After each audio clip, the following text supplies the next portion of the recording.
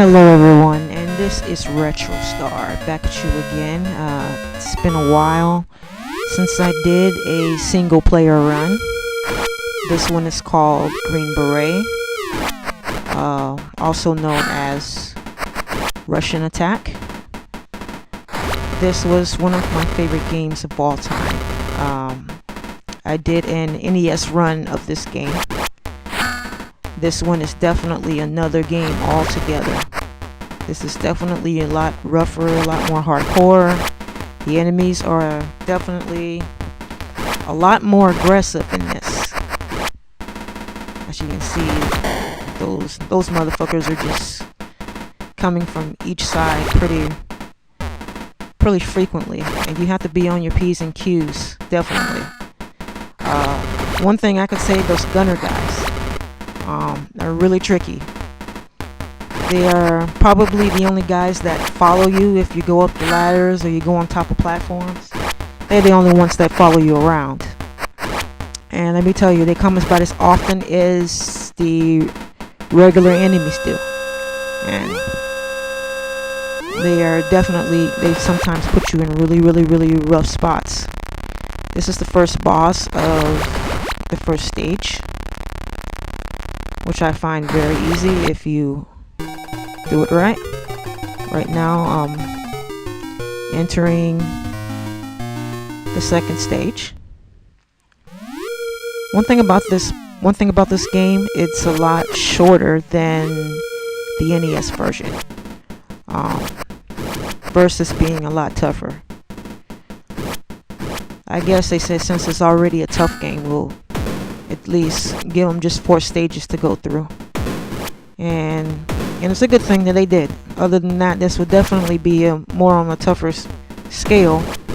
Actually, preferably, I would have preferred it to be a little bit longer. You know, this is actually a pretty short game, but definitely a tough game. Definitely tougher than the NES version. The NES version is, I wouldn't say easy, but it's easier than this one, I think. This one right here is pretty much hardcore. It's got enemies frequently coming from both sides, shooting at you from front to back. Sometimes you have to switch your controllers, your directory pad, back and forth, because you got sometimes enemies coming at you at the same time from both sides. So it's pretty rough, and it takes a good little while to get used to all of the intensity of this game. But in all, it makes for a very beautiful run. Definitely. I like this game. I really do. The first one I played was the NES. Before I played this game, and I have to say, definitely the NES was very enjoyable. I loved the music. The music was definitely more enjoyable, and sorry to say, than this. You know, we don't exactly get too many choices of tracks on the stage. We pretty much hear the same beat through all 4 stages, which it really sometimes does help to have for the game to have a nice beat to it, because it sort of gets you pumped, you know, get you ready to fight. Now this is the third boss. Of course, we all know the famous third boss with the dogs. And now going to 4th stage. Now this is the stage that wasn't exactly my favorite, and I would say probably the toughest stage in the game.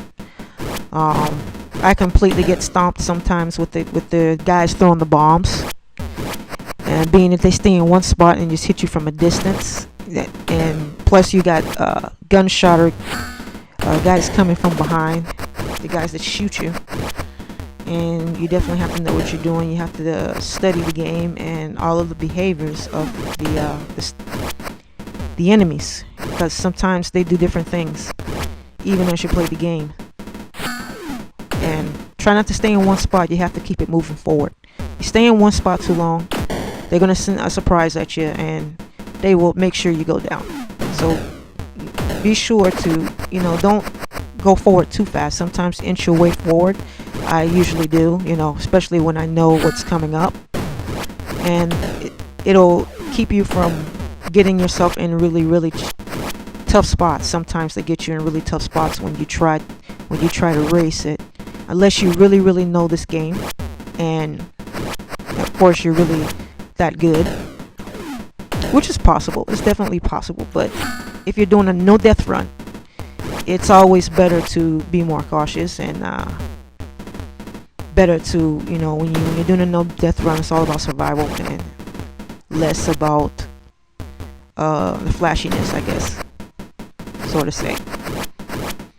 It's all about survival. It's also about getting through this with all of our lives intact, and to do that on Green Beret or Russian attack is a tough task. It's really tough, you know, really tough, but it's pretty to look at when you're looking back at it. You know, it's definitely an accomplishment. As you see that jumper guy coming out there, wow, these motherfuckers are just ruthless. Look at them. You got guys coming from both sides. Like I said before, you have to sometimes tap your directory pad back and forth, because you got people coming in both sides, and make sure you get them both before one of them gets you. See, right there. And it takes a little getting used to playing this game when you do. So right now we are approaching the third boss. To me, the bosses are a disappointment in this game. I think getting to the bosses are more of a task than the boss themselves. And for instance, this one. All it takes is you get in one spot, get some rocket launchers, and just 1, 2, 3, you're out. It's been a long time since I did a run. I've been have a lot of frequent changes in my life. Okay, we are now in stage 4. This is the very last stage. And of course, this stage does get tough sometimes. It does get really tough sometimes, especially when you get toward the end. And one thing about Green Beret, it's about getting to the boss. Once you get to the boss, it's easy. The bosses are nothing to me, but it's getting there. It's getting through these parades of enemies coming at you at full pace from both sides and above, and with rocket launchers, you know, bombs and grenades, and it's a task just getting through there, especially when you got the jumpers guys coming. The jumper guys in this is definitely more aggressive than the jumper in the NES. You got a few of them coming at you. Seriously, brace yourself. Sometimes you can't just run under them either. You know, of course, right there. As long as there's not an enemy underneath him, or he doesn't have anyone in the back of him, then you can probably run under him.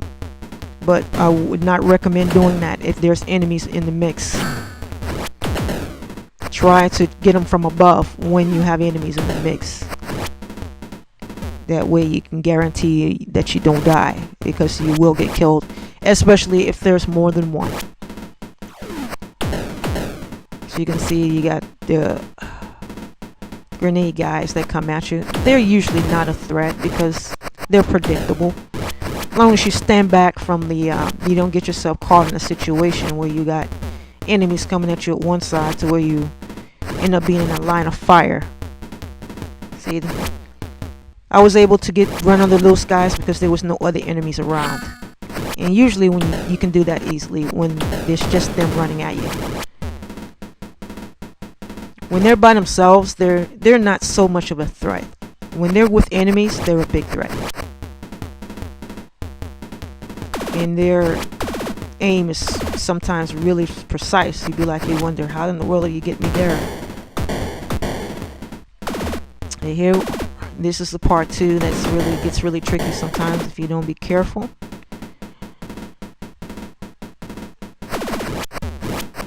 You had a gunner guy up there waiting for you to walk right in the trap. Got one coming behind you. Yeah, it's look, as you can see, the enemies are just frequently coming all the time. If you stay in one spot, you can seriously rack up some points in this easily. You know what I'm saying? You can easily rack up some points in this because they don't stop coming. I don't care how many times you kill them, they still come back. And staying in one spot is not good either. So it's good to just press your way forward, try the best you can. Get to learn what's ahead, and then you can you could move forward accordingly, of course. Of course, the grenades are pretty handy in this. I almost got hit by that one. Almost.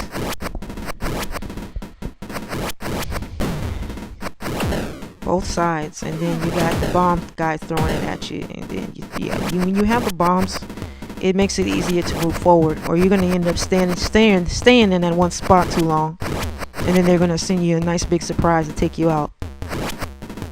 Now approaching, now we're approaching the final boss. There's some jumpers. See, look at that. Gotta get them from behind. When it's like that, you can't run under them because you'll run right into the other enemy.